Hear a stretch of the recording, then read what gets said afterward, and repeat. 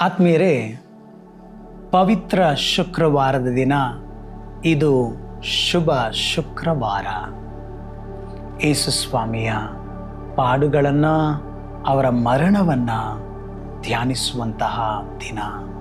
ಉಪವಾಸವಿದ್ದು ಪ್ರಭು ಯೇಸು ಸ್ವಾಮಿ ನನಗಾಗಿ ಪಟ್ಟಂತಹ ಪಾಡುಗಳನ್ನು ಧ್ಯಾನಿಸುವಂತಹ ದಿನ.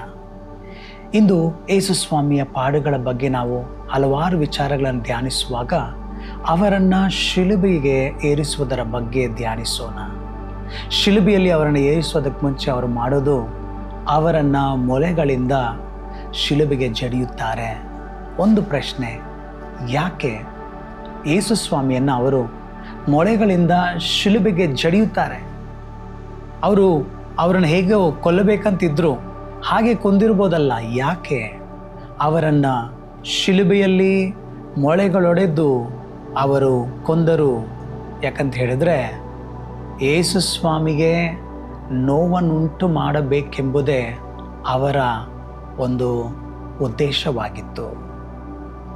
ರೋಮ್ ನಗರಕ್ಕೆ ವಿರುದ್ಧವಾಗಿ ಯಾರಾದರೂ ಏನೇ ತಪ್ಪು ಮಾಡಿದ್ರೂ ಕೂಡ ಅಲ್ಲಿರುವ ಜನರೆಲ್ಲರೂ ನೋಡಬೇಕು, ನೀನು ನಿಯಮಗಳನ್ನು ಪಾಲಿಸದಿದ್ದರೆ, ನೀನು ರೋಮ್ ಸಾಮ್ರಾಜ್ಯಕ್ಕೆ ಎದುರಾಗಿ ಜೀವಿಸಿದರೆ, ಯಹೂದ್ಯ ಮುಖಂಡರಿಗೆ ವಿರುದ್ಧವಾಗಿ ಮಾಡಿದ್ರೆ ನಿನಗೆ ಇದೇ ಅವಮಾನ, ನೋವು ಅಂತ ತಿಳಿಸ್ಬೇಕಾಗಿತ್ತು.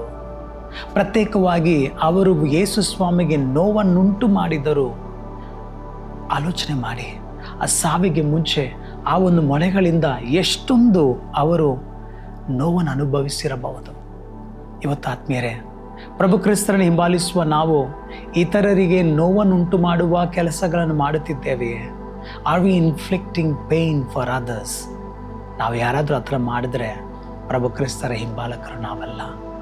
ಇವತ್ತು ಆತ್ಮೀಯರೇ, ಪ್ರತ್ಯೇಕವಾಗಿ ಶುಭ ಶುಕ್ರವಾರದ ದಿನ ನಾವೆಲ್ಲರೂ ಯೇಸು ಸ್ವಾಮಿಯ ಶಿಲುಬೆ ಮುಂಚೆ ನಿಂತ್ಕೊಂಡು ಒಂದು ವಾಗ್ದಾನ ಮಾಡಬೇಕು. ಸ್ವಾಮಿ, ಅವತ್ತು ಅವರು ನಿಮಗೆ ಮಾಡಿದಂತಹ ಆ ನೋವನ್ನುಂಟು ಮಾಡಿದಂತಹ ಈ ಒಂದು ಪಾಡನ್ನು ನಾನು ಧ್ಯಾನಿಸುವಾಗ ನಾನು ನನ್ನ ಜೀವನದಲ್ಲಿ ಯಾರಿಗೂ ನೋವನ್ನುಂಟು ಮಾಡದೆ ಜೀವಿಸುವಂಥ ಜೀವನವನ್ನು ನೀಡಿರಿ.